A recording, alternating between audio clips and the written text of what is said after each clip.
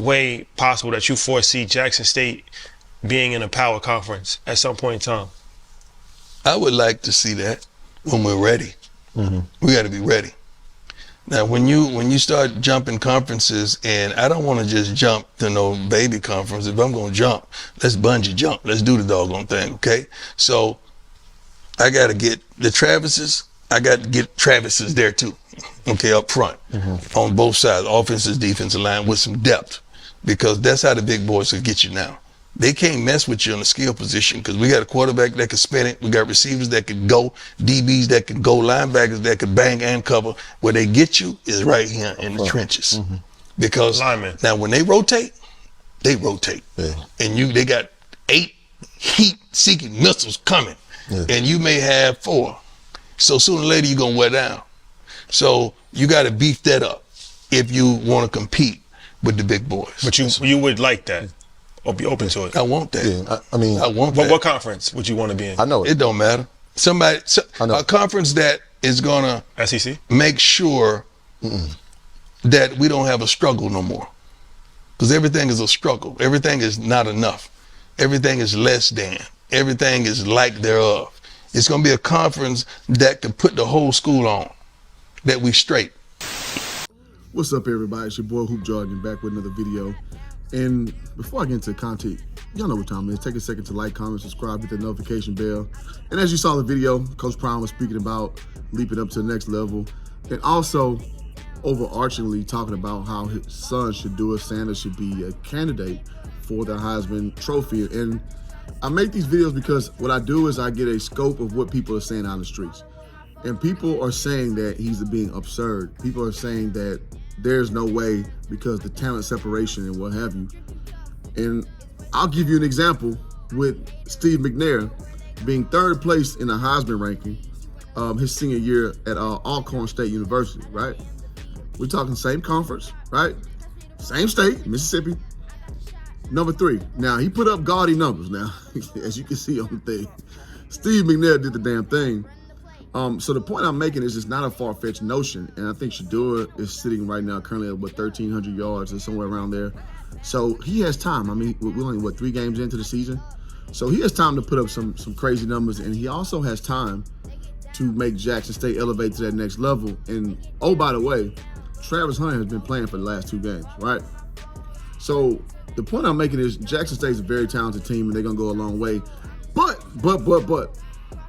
The bigger part of the issue is that Coach Prime, ladies and gentlemen, he's too good for the SWAC, man. and here's what I mean. Being a former SWAC athlete myself, you have that mustard seed of hope mentality that kind of permeates over the SWAC landscape, and a lot of people, they say they want to be better, but it's just like you don't want to move the ship. And by the ship, I mean traditions. We heard Coach Prime say he wants to eliminate some of those bowl games that we aren't getting money on and think outside the box. Because Coach Prime, all he knows is excellence. All he knows is Florida State, Dallas Cowboys, Atlanta Falcons, this, that, and the third, right? That's all he knows. So he's coming in with almost a childlike curiosity to move this brand forward.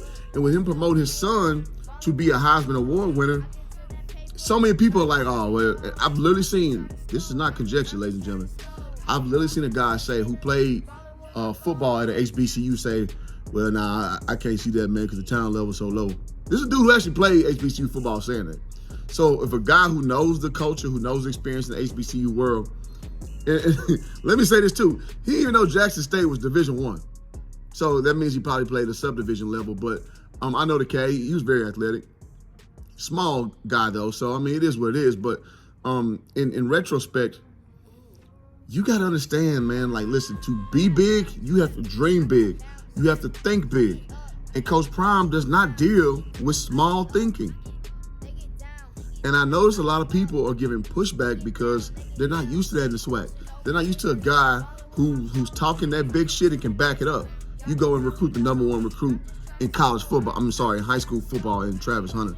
That's unheard of in this spectrum rather.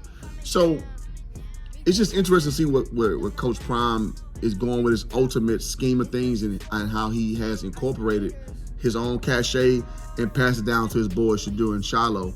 Because now, if you're gonna ask me, should Shiloh be a Heisman candidate right now? No, but who cares what I think?